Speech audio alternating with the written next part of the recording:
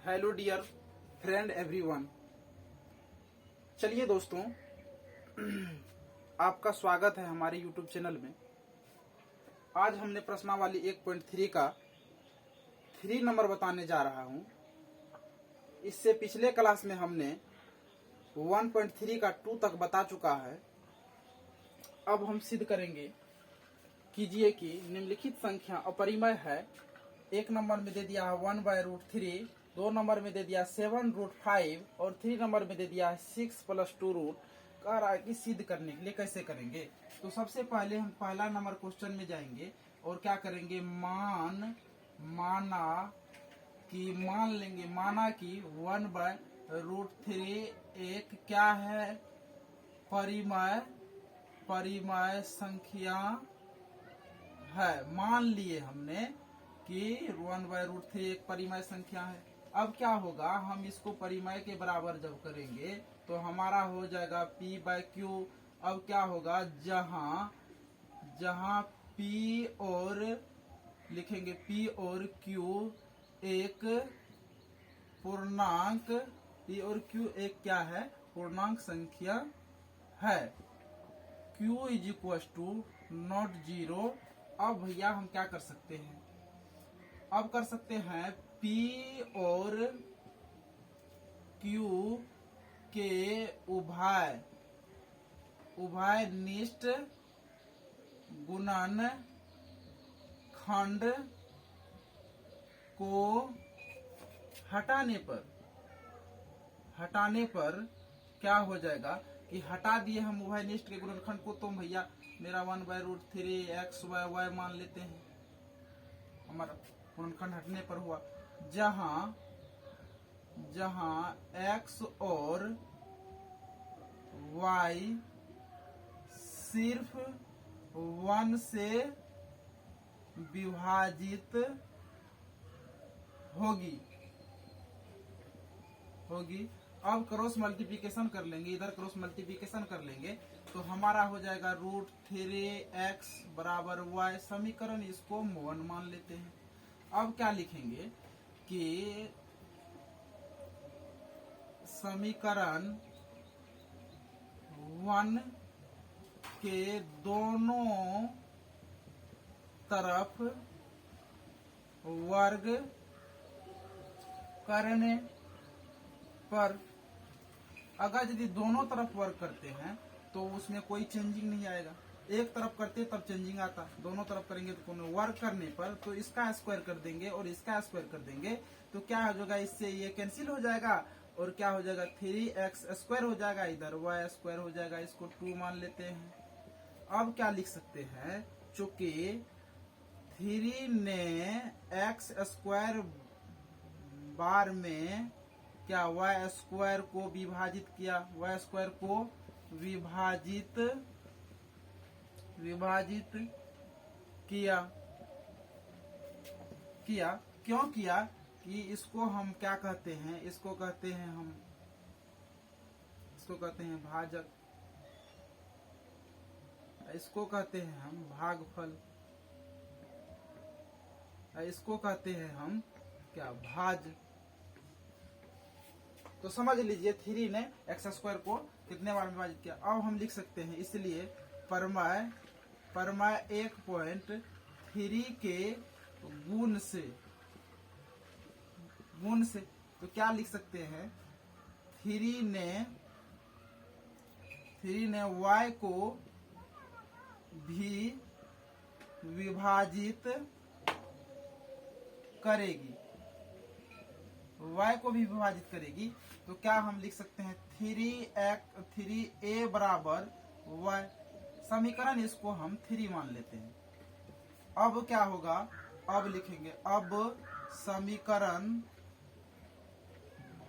3 को 2 में रखने पर क्या होगा कि अगर यदि हम इसको रखेंगे, मान के रखिए तो हमारा 3x², इधर y² बराबर है, तो y के जगह पर अगर यदि हम इसका मान रखते हैं 3a का होल स्क्वायर कर देते हैं 3x², तो क्या होगा हमारा 9a² हो जाएगा, और इधर क्या हो जाएगा, इधर 3x² होगा।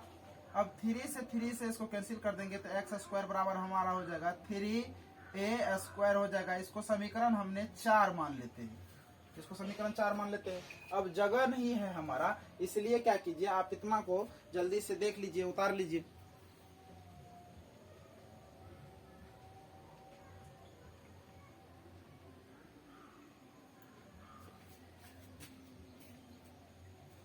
चलिए अब यहाँ बताएंगे, यहाँ तक हमने बता दिया है, यहाँ तक।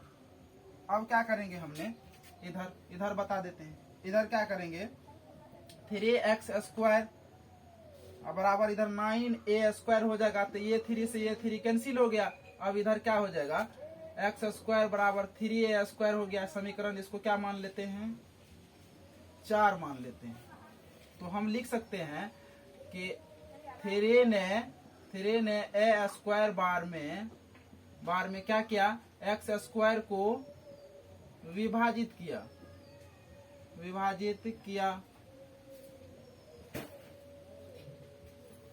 किया। तो हम क्या करेंगे, परमय इसलिए चूंकि लिख सकते थे, इसलिए ये लिख दिए। परमय 1.3 के गुण से, 1 के गुण से क्या हो जाएगा हमारा, यहाँ लिख सकते हैं। फिर इसलिए 3 ने क्या करेगा, 3 ने x को भी विभाजित करेगा। तो कितना बार में करेगा, तो 4 वाला है, तो कितना बार में करेगा, तो 3 वहां a लिए थे, यहाँ b ले लेते हैं, बराबर x। इसको समीकरण 5 मान लेते हैं। अब जो हमारा क्या हुआ, समीकरण यहाँ देख लीजिए आप, समीकरण 3 और समीकरण 5। तो हम लिख सकते हैं समीकरण 3 और 5 में हमें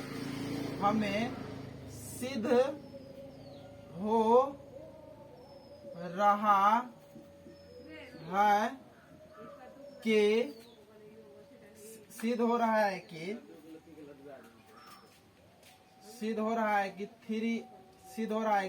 3 ने x और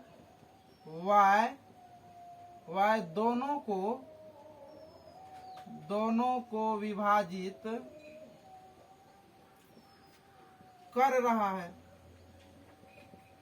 कर रहा है।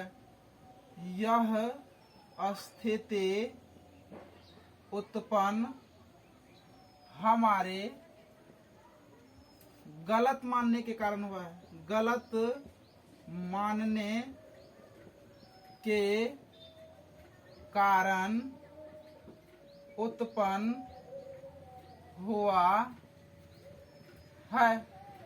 क्योंकि हमने गलत मान लिया है भैया, यहाँ की माना कि 1/√3 एक परिमेय संख्या है, तो इसलिए लिखे यहाँ यह स्थिति उत्पन्न हमारे गलत मानने के कारण उत्पन्न हुआ है। अतः इससे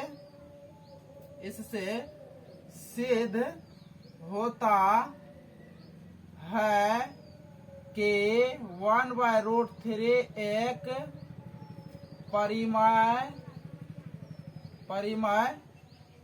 संख्या नहीं, अपरिमेय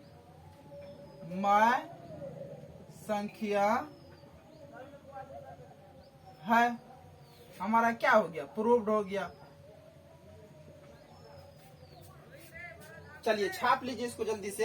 अब क्या करेंगे, हम दूसरे नंबर पे सवाल पे जाएंगे। क्या कीजिएगा, इसको अगर यदि आप समझना चाहते हैं बढ़िया से, तो पहले इसको कॉपी पे उतार लीजिएगा। उतारने के बाद फिर से समझिएगा, तब आपको मजा आएगा समझने में, नहीं तो आपको समझ में नहीं आएगा। चलिए छाप लिए। अब इसको मिटा के हम चलते हैं दूसरा नंबर क्वेश्चन पे। दूसरा नंबर क्वेश्चन क्या कर रहा है, रोमन का दूसरा नंबर। मिटा देते हैं इसको, इधर तक मिटाते हैं, उधर छाप लीजिए, उधर तक बाद में मिटाएंगे। उस साइड क्या है, दूसरा नंबर में है आपका, दूसरा नंबर में है 7√5। तो लिखेंगे कि माना कि 7√5 एक परिमेय संख्या है।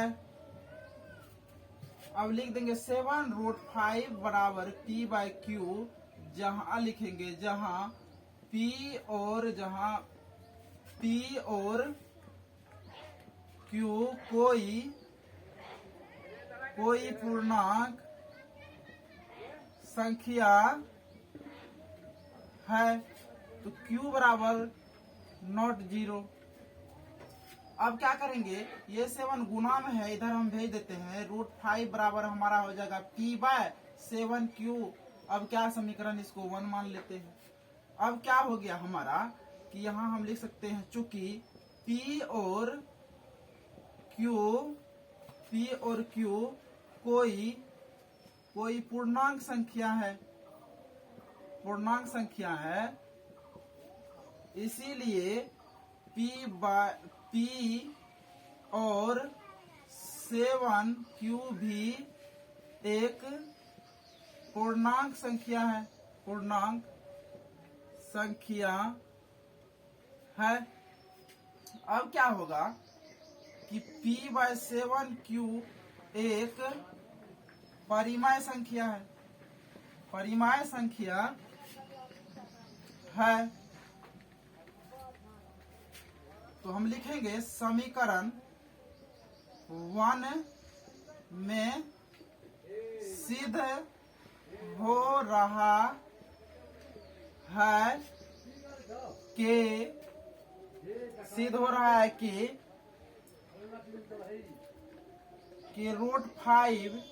एक परिमेय संख्या है। यह स्थिति हमारे गलत मानने के कारण उत्पन्न हुआ। अतः इससे यह सिद्ध होता है कि 7√5 एक परिमेय नहीं, अपरिमेय संख्या है। प्रूव हो गया।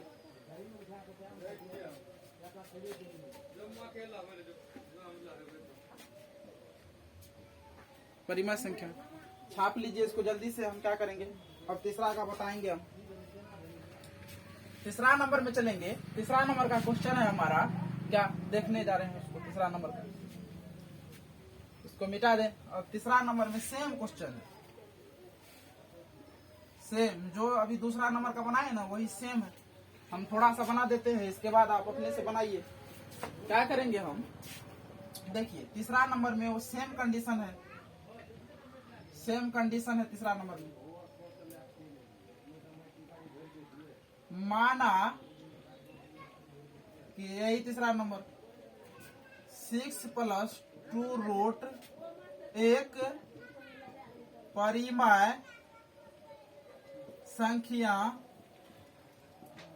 है। तो अब क्या करेंगे, 6+2 बराबर p/q करेंगे। जहां लिखेंगे जहां p और q कोई पूर्णांक संख्या है। q = not 0। अब क्या होगा कि ये मेरा इधर जोर में है, तो उधर ले जाएंगे, क्या होगा, √2 के बराबर और परिमेय के बराबर परिमेय कर लेंगे। तो इधर करेंगे तो क्या हो जाएगा हमारा, p/q और -6/1 कर लेंगे। तो p -6q/q कर लेंगे। इसको समीकरण 1 मान लेंगे, √2। अब देखिए तो हमारा परिमेय के बराबर और परिमेय हो गया। तो क्या करेंगे, सेम वही कंडीशन जो हमने वो 2 में बताया वही करेंगे 3 में भी। चलिए